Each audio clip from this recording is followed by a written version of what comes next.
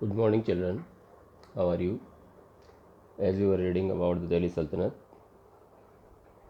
in which we have read about the historical sources, सल्तनत period 1206 to 1526 में कौन कौन से ऐसे हिस्टोरिकल सोर्सेज हैं जिसके माध्यम से हमें उनके बारे में जानकारी मिलती है, ये हमने रीड किया। इसमें वेरियस कोर्ट क्रॉनिकल्स के बारे में, ट्रेवलर्स के बारे में, अकाउंट्स और हिस्टोरिक बिल्डिंग्स के बारे में हम पढ़ा। कोर्ट क्रॉनिकल्स के बारे में हमने पढ़ा तुगलकनामा के बारे में, तारीख़ इलाही, तारीख़ फ़िरोज़ शाही, फ़िरोज़ शाह के नाम से इसको जाना गया। उसके बाद ट्रेवलर्स अकाउंट, जो बाहर से विदेशी लोग यहाँ पे आए, यात्रीगण, उन्होंने यहाँ पे घूमने फिरने के लिए आए, उसके बाद में उन्होंने यहाँ पे किस तरह से अपना देखा और उसके बारे में उन्होंने अपना अनुभव लिखा। उसमें specially Ibn Battuta, Marco Polo, Nikita Afanasy वगैरह ये इम्पोर्टेंस रखने वाले थे। उसके बाद हिस्टोरिक बिल्डिंग्स के बारे में हमने रीड किया। हिस्टोरिक बिल्डिंग्स में वो इमारतें जो कि बहुत महत्वपूर्ण मानी जाती है या ऐतिहासिक किसको कह सकते हैं अपन, उसमें कुतुब मीनार, कुव्वतुल इस्लाम मस्जिद, अलई दरवाज़ा, टॉम ऑफ गयासुद्दीन तुगलक, तुगलकाबाद, हौज खास के बारे में, फिरोज शाह कोटला मैदान, लोधी टॉम्ब और कई इसके बारे में हम रीड किया। उसके बाद स्लेव डायनेस्टी किस प्रकार से शुरुआत हुई, कुतुबुद्दीन ऐबक के द्वारा वहाँ पे फाउंडर के रूप में जाना गया ममलुक डायनेस्टी का। उसके बाद इल्तुतमिश के बारे में रीड किया, स्लेव जो रहा कुतुबुद्दीन का और जल्दी एक प्रकार से हाई पोजीशन पे बढ़ा उसकी योग्यताओं के हिसाब से। उसी के द्वारा यहाँ पे चालीसा का गठन किया गया, चालीसा को निर्माण किया गया, 40 लोग जिसमें कि ग्रुप में हुआ करते थे और वो शासन व्यवस्था को सुचारू रूप से चलाने के लिए इसी के साथ साथ उन्होंने एक तरह से कमांड करने के हिसाब से भी उनको तैनात कर रखा था। इसके बाद हमने पढ़ा वहाँ की कॉइन्स के बारे में, टंका और जो कॉपर कॉइन्स जो जितल के नाम से जाना जाता था, इनके बारे में, चांदी और सिक्के, जो चांदी के कॉपर के सिक्के उस टाइम पे चलाए जाते थे। इसके बाद हमने आज जो हमें रीड करना है उसके बारे में बात करते हैं। ये एक प्रकार से जनरली माना जाता है फाउंडर जो दिल्ली सल्तनत का था, इसी के साथ साथ फर्स्ट रूलर जो दिल्ली का जाना गया, सेंटर ऑफ उसकी शक्तियाँ वगैरह सेंटर में रही, उसी के द्वारा शिफ्टेड किया उसकी सीट को लाहौर से दिल्ली, और जो कैपिटल बनी मुस्लिम रूलर्स के टाइम पे एडवेंट रहा मुग़ल डायनेस्टी का 1526 में।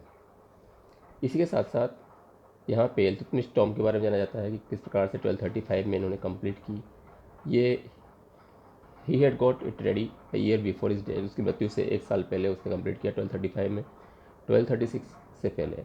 वो एक प्रकार से लैंडमार्क्स था। इंडो इस्लामिक आर्किटेक्चर इल्तुतमिश के द्वारा कंप्लीट किया गया, जो कंस्ट्रक्शन था कुतुब मीनार का। और इसी के साथ साथ यहाँ पे जो मोस्ट रिमार्केबल पीस जो मॉन्यूमेंट का रहा उसके बारे में भी हमें जानकारी मिलती है। उसके बाद रजिया सुल्तान, रजिया सुल्तान जो कि यहाँ पे इल्तुतमिश की लड़की थी और ये एक प्रकार से नॉमिनेट की गई, उसने अपने लड़की को ही वहाँ पे अपने जो अपन कह सकते हैं उसके बाद में वारिस जिसको नियुक्त किया जाता है उसके बाद देख रेख करने के लिए, क्योंकि उसके लड़के इस काबिलियत ऐसी काबिलियत नहीं रखते थे कि वो उसको संभाल सके पूरे साम्राज्य को, और आपस में झगड़ा किया करते थे कि कोई न कोई अलग से कारण रहा होगा। यहाँ तक कि लेकिन उसका विरोध भी हुआ, क्योंकि लड़की को एक प्रकार साम्राज्य देना या लड़की को एक प्रकार से साम्राज्य बना देना, एक प्रकार सम्राट बना देना, ये कई लोगों के फेवर में नहीं था, नहीं मानते थे और वो इसको अच्छा नहीं मानते थे। यहाँ तक क्या होता है कि इवन मिनहाज ए सुराज जो कि एक एमिनेंट क्रॉनिकल रहा एज का, जब while admitting that she was more able and qualified than his brothers, felt that a queen's rule went against the ideal social order created by God। तो उनका भी एक ये बताया गया कि ईश्वर के द्वारा जो बनाया गया है, प्रकृति का नियम जो बनाया गया है उसके विरोध में है और एक महिला को इतना बड़ा पद नहीं देना चाहिए, ये उनका कहना था।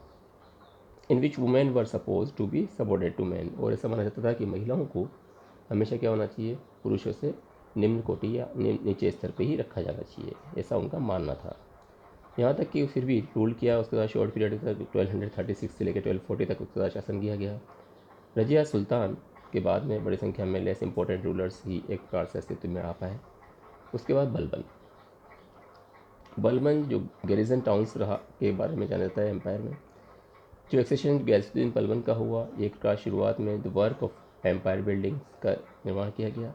इसी के साथ साथ उनके द्वारा कंट्रोल किए गए दिल्ली सल्तनत पे, और ये एक प्रकार से जो कस्बे वगैरह थे, गैरिजन कहलाते थे, वो सारी व्यवस्थाएं उनको देखने के लिए रखी जाती थी। ये कंट्रोल करने का काम या उसके आसपास वाले इलाकों में उनके द्वारा ही रखे जाते थे। यहाँ तक कि बलबन के अंडर में अलाउद्दीन खिलजी, मोहम्मद तुगलक, और तुगलक के बाद में उसका जो उसके स्टेप्स वगैरह जो थे कंट्रोल करने के लिए किस प्रकार से साम्राज्य को अच्छा बढ़ावा देने का प्रयास किया जाना चाहिए, उसके बारे में इन्होंने ज़्यादा जानकारी देने का प्रयास किया। ये एक प्रकार से इनके द्वारा प्रयासरत रहे किस प्रकार से अच्छे से, यहाँ तक कि जो फॉरेस्ट के क्लियर किए गए इसके जंगल, गंगा जमुना डोब का क्षेत्र था, नए किले वगैरह बनाने की व्यवस्था यहाँ की गई, मिलिट्री अभियान ही इनके द्वारा चलाए गए, डायरेक्शंस जो एम्पायर बिल्डिंग के रूप में भी यहाँ साम्राज्य के हिसाब से अलग इमारतें बनाई गई। Ghiyasuddin Balban who earlier worked as prime minister, Ghiyasuddin Balban जो कि एक प्रकार से पहले एक प्राइम मिनिस्टर के रूप में काम करता था, सिंहासन में बैठा 1266 में, जबकि नसीरुद्दीन की मृत्यु हुई after the death of Nasiruddin. He reign for 20 years from 1266 to 1286, उसके द्वारा यहाँ 20 साल तक शासन किया गया, 66 से लेकर 1286 तक। उसके अपने तुर्किश चीफ वगैरह हुआ करते थे जिसको फोर्टी का नाम से जाना जाता था, 40 एक खलीफा जिसको कहा जाता था। लोकल चीफ्स स्पेशली जो राजपूत वगैरह थे इसमें had not been totally subdued. Moreover, the Mongols were knocking at the door. He boldly crushed the power of the 40 with a heavy hand. He punished the rebellious people mercilessly. Balban adopted a very stern policy, which is generally known as the policy of blood and iron.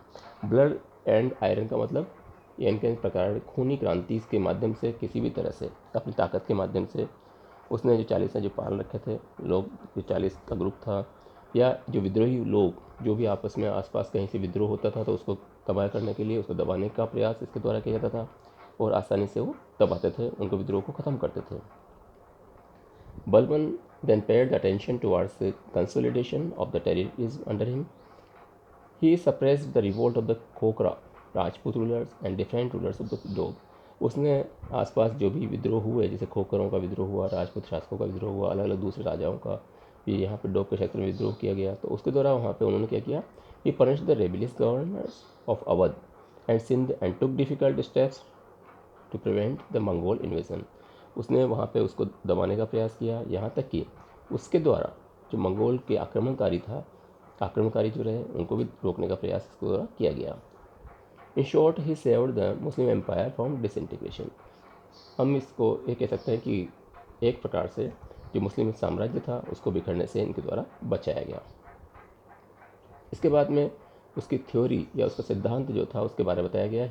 His theory of kingship was that the king is the representative of God on earth. क्या माना था उनका कि राजा जो होता है क्या होता है, वो एक तरह से रिप्रेजेंटेटिव होता है किसका, ईश्वर का, भगवान का अवतार के रूप में माना जाता है या भगवान का रिप्रेजेंटेटिव के रूप में माना जाता है, और इसीलिए एवरीबडी मस्ट ओबे हिम, हर किसी को उसकी क्या करना चाहिए, पालना करनी चाहिए, उसकी बात माननी चाहिए, ये सब माना जाता था। यही प्रैक्टिस थी इसमें इन्वॉल्व करने के लिए।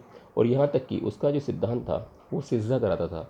सिजदा किसको बोला जाता था, जो इंसान जैसे मंदिर में आप ढोक देने के लिए जाते हैं, इसी तरह से वहाँ पे इसके दरबार में या राजा जहाँ बैठते थे वहाँ जाकर के घुटनों के बल बैठा जाता था और उसके तरफ गर्दन पूरी झुकाई जाती थी, तो वो उसका सिजदा कहलाता था, मतलब कि उसकी तरफ ढोक देना। तो ये प्रैक्टिस जो थी यहाँ पे पूरी तरह से घुटनों के बल झुक करके ग्राउंड पे और पूरा सिर टिकाना, ये उनको सुल्तान को सैल्यूशन या सैल्यूट करने का काम उनको माना जाता था। और इन्हीं को यहाँ तक कि देवर आल्सो रिक्वायर्ड टू किस the feet of the king, यहाँ तक कि राजा वो ऐसा माना जाता है कि राजा के पैरों को चूम रहे हैं। इस तरह से जो प्रैक्टिस थी जो बढ़ी, रिसेंटमेंट असंतोष बढ़ा लोगों में, और लोगों में एक प्रकार से यहाँ पे जो प्रैक्टिसेस थी इस्लामिक जो प्रेसेप्ट्स के हिसाब से नहीं थी। ये they believed that all men are equal and सिजदा was reserved only for God, क्योंकि लोगों का मानना था कि हम केवल ईश्वर को ही प्राप्त कर सकते हैं या ईश्वर को ही ढोक दे सकते हैं। ये सिजदा जो प्रथा थी ये इसको अच्छा नहीं मानते थे। Balban died in AD 1286, all his successors were weak and inefficient. उसके बाद में 1286 के बाद में क्या हुआ, उसका जो वो बलबन के मरने के बाद उसके जो जितने भी सक्सेसर्स हुए उसके बाद में जितने उसकी संतानें हुई या उसके बाद अधिक जो संभालने वाले हुए वो एक प्रकार से सफल नहीं हो पाए, कमज़ोर शासक हुए और इस तरह से योग्य नहीं थे, अयोग्य शासक कह सकते हैं अपन इसको। इसके बाद खिलजी डायनेस्टी से खिलजी सुल्तान के बारे में, यहाँ पे जलालुद्दीन खिलजी के बारे में पता लगता है। जलालुद्दीन खिलजी जो कि एक प्रकार से फाउंडर था खिलजी डायनेस्टी का और लगभग 70 ईयर्स का बूढ़ा इंसान था। 1296 में Alauddin Khilji, his nephew and son in law had him murdered and captured the throne. 17 years, क्योंकि बुजुर्ग तो था ही सही, तो अपने नियम कानून वगैरह उसी के हिसाब से रखे जाते थे। 1296 में क्या किया, उसका अलाउद्दीन खिलजी का के द्वारा वहाँ पे जो कि उसका लड़का था, दामाद भी था जलालुद्दीन का, और उसके द्वारा उसको मार डाला गया। उसका अलाउद्दीन खिलजी के बारे में, अलाउद्दीन खिलजी किस प्रकार से शासक बना उसके बारे में बताया हुआ है। वो एक एम्बिशियस यंग मैन रहा और एक प्रकार से डिफेंस, कंसोलिडेशन, एक्सपेंशन, ये एक प्रकार से चाहता था किस प्रकार से हम अपने क्षेत्र का विस्तार करें, और ये इसी के द्वारा ही also wanted to conquer the world and often referred to himself as the second Alexander और सिकंदर सानी। अपने आप को बहुत बड़ा उत्साहित समझता था और सोचता था कि मैं कोशिश करूं कि आगे से आगे और अधिक अच्छे से अच्छे एरिया को कवर करूं और अपने साम्राज्य का विस्तार करूं और अपने आप को अलेक्जेंडर बनाऊं दूसरा। तो ये एक ड्यूरिंग अलाउद्दीन के शासनकाल में मंगोलों का अटैक भी हुए 5 बार, लेकिन हर टाइम अलाउद्दीन के जनरल्स के द्वारा उनको repulsed the attacks with heavy losses to them, but these repeated attacks made Alauddin think over the whole problem in a serious way and make strong arrangements to check the Mongols। हमेशा हर बार क्या होता था, उनको हराया जाता था, और ये कारण रहा कि वो हमेशा वो मतलब युद्ध तो हुआ लेकिन वो उसमें सफलता नहीं पा रहा। उसका कॉन्क्वेस्ट ऑफ द नॉर्थ की विजयों के बारे में है। यहाँ पे उसकी पॉलिसी जो थी एक्सपेंशन और कॉन्क्वेस्ट की, जैसे कि हमने देखा 1297 से 1305 तक का टाइम रहा। उसके द्वारा कॉन्कर किया गया गुजरात का इलाका, रणथंभौर का इलाका, चित्तौड़, मालवा का जो क्षेत्र था। राजा कर्ण जो कि राजपूत रूलर रहे गुजरात के, उनको हराया गया। उसके द्वारा अटैक किए गए जो कि यहाँ चित्तौड़ के इलाके में, और उसके द्वारा डिस्क्राइब किया गया अलग अलग तरह की पद्मावती जो ग्रंथ लिखा गया उसके बारे में आपने पढ़ा।